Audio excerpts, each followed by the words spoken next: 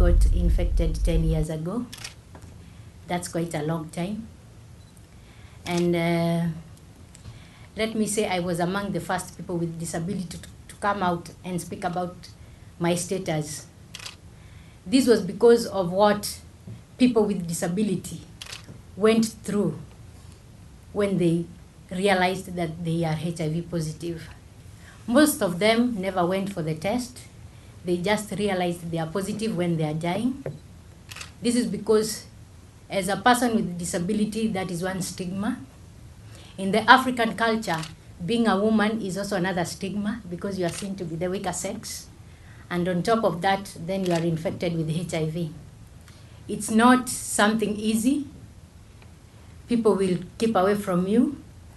Accessing treatment is also was one of the difficult things for people with disability at that time.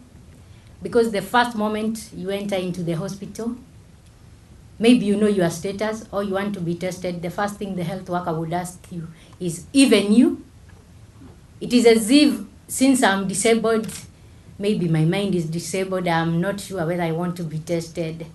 The other thing they think, since she's physically handicapped, she's also emotionally disabled. So they would not imagine a person with disability and at the same time with HIV. About 3 years, I saw what fellow people with disability were going through, and I decided that I have to come out, speak out about my status, regardless of what the society would say, but I know I would save 1 or 2 lives if I come out. I might not be the best example of people with the disability because I'm capable of walking from one place to another one. But keep in mind, there are those people with disability down there in the village. For them to see the sunshine, someone has to take the responsibility of getting them out. But how far has the society around us thought about that person who is lying down there on the mat in the village? You find that most of the people with disability, they are being raped within their home, the society. Because maybe that child or that woman is left there the whole day all alone. The other members of the society have gone to do their daily duties, so they don't care so much about this person with disability. And so bad with some of our cultures, they believe that if maybe a man is infected with HIV, if he rapes a woman with disability or a small child, he or she is going to be healed. But they don't think at the end of the day, how many people have raped that woman? You might be negative, but you feel that this woman with the disability is safe for me. But maybe that woman has been raped severally and she has been infected. Then you just go to the same woman. That is why I was saying in the documentary, how many people do you think I'll have killed by that time? Because when you look at me, you see a person who is hopeless maybe. You think maybe this woman, because she's disabled, she does not have relationship.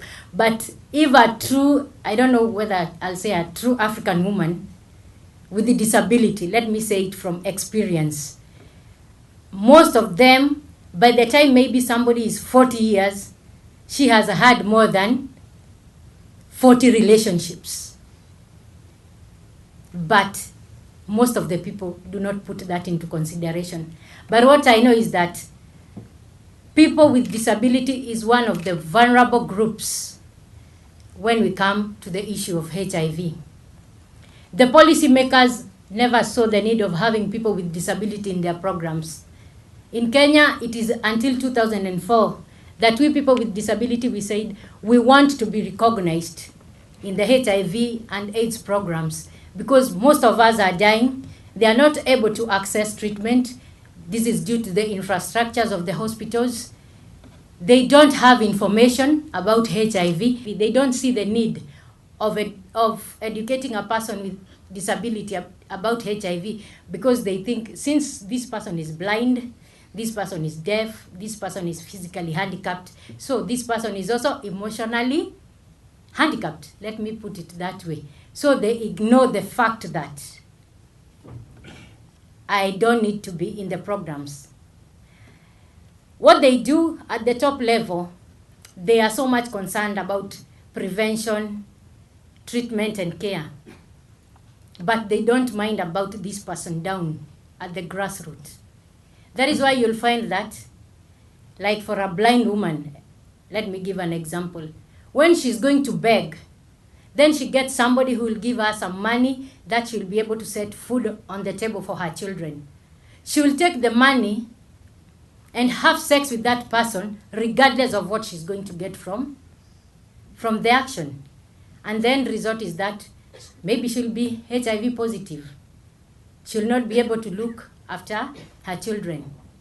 And that is why I'm asking the donor organizations that as you sit down to plan on the people or on the project you are going to fund, people with disability is one of the groups that need a lot of attention, not only in Kenya, not only in Vietnam, but in the whole world. People with disability, it's a very important group in our society, because regardless of how the country is developed, I know we have people with disability around.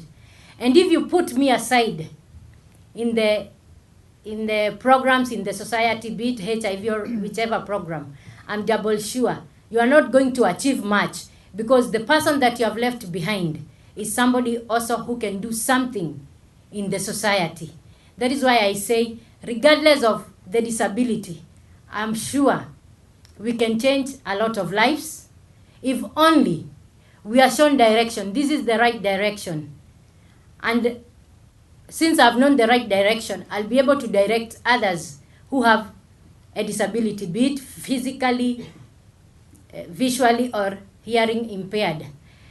Because I believe if you don't put me in the program, you just think of that person who has got no disability, you will not win the fight against HIV.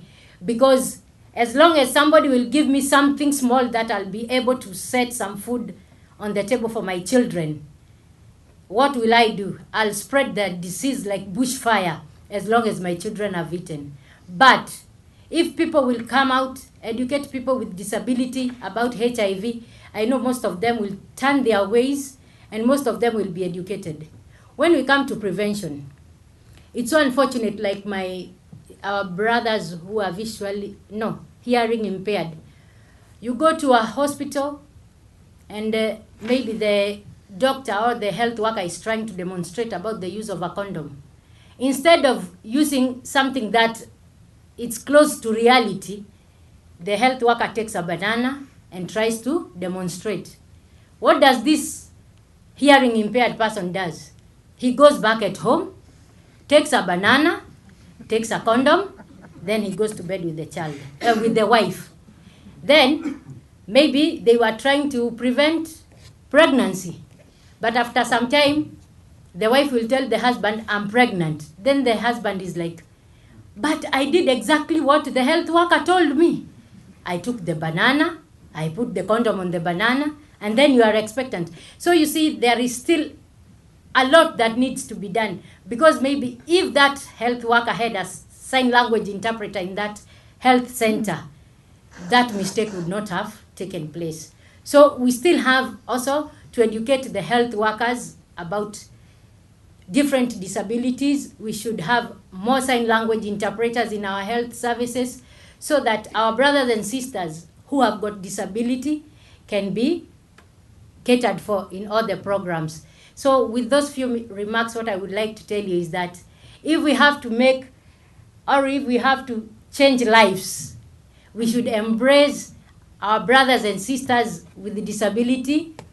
We should be there when they need resources so that they be trained on HIV and AIDS. And I know with time we shall see the changes, because I believe the prevalence rate will go down if we embrace our brothers and sisters who have disability. Thank you very much.